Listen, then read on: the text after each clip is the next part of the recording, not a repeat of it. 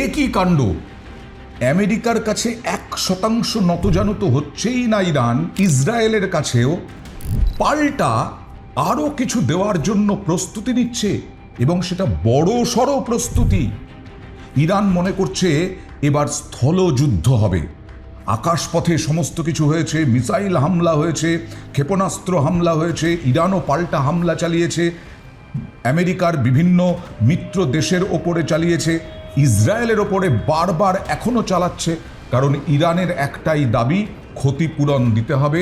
ইরানে যে অহেতুক আক্রমণ করেছে আমেরিকা, তার খেসারত দিতে হবে আমেরিকাকে এবং ইসরায়েলকে। আমেরিকার প্রেসিডেন্ট ডোনাল্ড ট্রাম্প জেরবার হয়ে যাচ্ছেন, এখন তো মনে হচ্ছে ভেতরে বাইরে দেশের, এবং তাই বারবার আলোচনা চাইছেন। কিন্তু ইরান সহজে মাঠ ছাড়তে রাজি নয়, যুদ্ধক্ষেত্র ছাড়তে রাজি নয়। কারণ ইরানে এখন কট্টরপন্থীদের শাসন। মোজতবা খামেনি কট্টরপন্থী, তিনি তো এবার দেশটা চালাচ্ছেন, তিনি আমেরিকার বিরুদ্ধে লড়াই করছেন, এবং সেখানে স্থলযুদ্ধের প্রস্তুতি শুরু করেছে ইরান। এবং একই কাণ্ড, অবাক করা কাণ্ড, 10 লক্ষ তরুণ সেনাবাহিনীতে যোগ দিয়েছেন, প্রশিক্ষণ দেওয়া হবে তাদের। 10 লক্ষ তরুণ দেশের জন্য, আমেরিকাকে একেবারে ঐতিহাসিক নরক বানানোর জন্য, এরকমটাই বলছেন ইরানের কট্টরপন্থী নেতারা। আমেরিকার সেনাবাহিনী ইরানের ভেতরে ঢুকে হামলা চালাতে পারে, এরকমটাই আশঙ্কা করা হচ্ছে। যেভাবে একদিকে ডোনাল্ড ট্রাম্প আকুতি মিনতি করছেন, কিন্তু তার অন্যদিকে আবার আমেরিকার হামলাও থামছে না, ইরানের উপর ইসরায়েলের হামলাও থামছে না।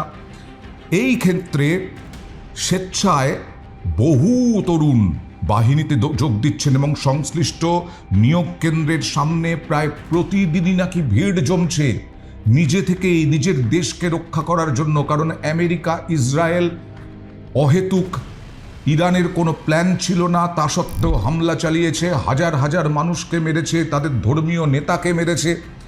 এরই প্রতিশোধ নিতে 10 লক্ষেরও বেশি তরুণ যোদ্ধা নিয়োগ করা হচ্ছে, এবং তাদের মার্কিন বাহিনীর সঙ্গে লড়াইয়ের প্রশিক্ষণও দিচ্ছে ইরানের সেনা এবং রেভলিউশনারি গার্ড বাহিনী।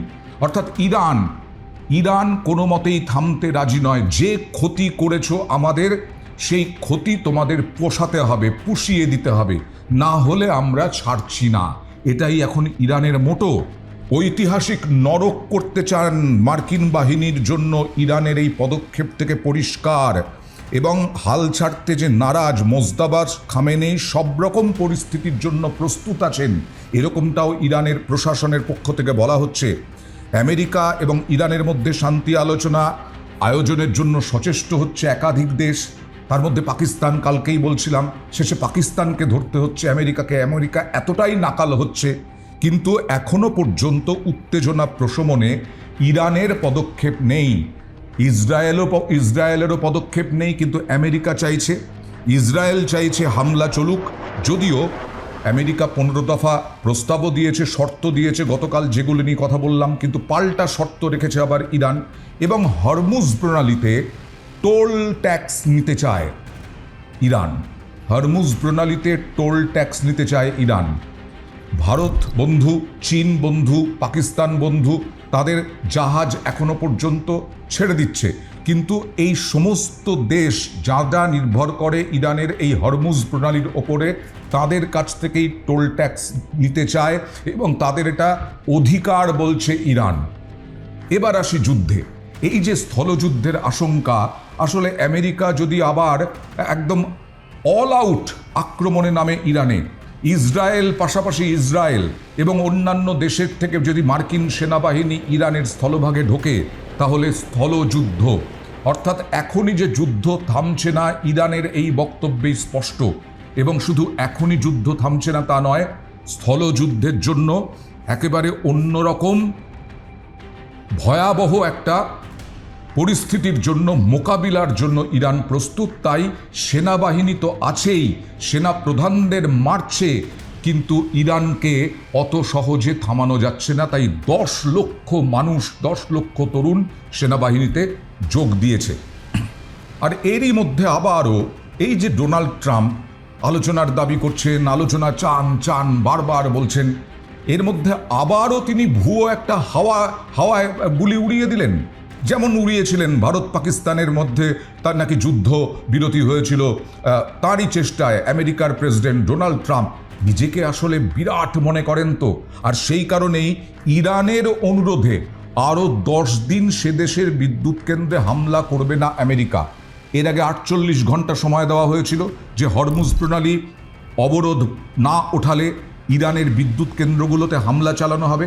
তারপরে সেটা 5 দিন হয়ে গেল, কারণ ইরান পাল্টা হুঁশিয়ারি দিয়েছিল যে বিদ্যুৎ কেন্দ্রগুলোতে যদি হামলা চালায় তাহলে জল সংশোধনাগার যত আছে 400-র ওপরে আমেরিকার মিত্র দেশ, সেই জল সংশোধনাগারে হামলা চালাবে ইরান এবং গলা শুকিয়ে কাঠ হয়ে যাবে ওই সমস্ত দেশের মানুষের। আর এবার সেটা 10 দিন করে দিলেন। ভাবতে পারছেন ডোনাল্ড ট্রাম্পের অবস্থা এখান থেকেই 10 দিন, তাও আর বলছেন ইরানের অনুরোধে আরও 10 দিন সে দেশের বিদ্যুৎ কেন্দ্রে হামলা করবে না আমেরিকা। তেহরান বলছে দূর, এরকম কোনো কথাই হয়নি, এরকম কোনো আলোচনাই হয়নি। যদিও তেহরান সরাসরি বলছে না, মানে 6 এপ্রিল পর্যন্ত 10 দিন ইরান নাকি অনুরোধ করেছিল আমেরিকার কাছে যে আপনারা হামলা চালাবেন না বিদ্যুৎ কেন্দ্রে, কারণ আমরা দেখছি বিষয়টা, আমরা যুদ্ধ চাই না, কিন্তু 10 দিন ইরানের বিদ্যুৎ কেন্দ্রগুলোতে কোনো হামলা চালাবে না আমেরিকা। সমাজ মাধ্যম যেটা ডোনাল্ড ট্রাম্পের নিজস্ব, সেই সমাজ মাধ্যমে তিনি লিখলেন যে 10 দিন সময় চেয়েছে ইরান, এবং ইরানের এই সিদ্ধান্ত নিয়েছেন তিনি ইরানের অনুরোধে যে তেহরানে আর এখন হামলা চালানো হবে না। তেহরানে ট্রাম্পের দাবি উড়িয়ে দিয়েছে। মার্কিন সংবাদ মাধ্যম ওয়াল স্ট্রিট জার্নাল জানিয়েছে এমন কোনো অনুরোধের কথা অস্বীকার করেছে তেহরান স্বীকারই করছে না। শুক্রবার রাত 1:41 ভারতীয় সময় অনুসারে বলছি, সমাজ মাধ্যমে একটি পোস্ট করে ট্রাম্প লেখেন ইরানে সরকারের অনুরোধ মেনে আমি ওদের বিদ্যুৎ কেন্দ্র ধ্বংস করার কাজ 10 দিনের জন্য বন্ধ রাখছি।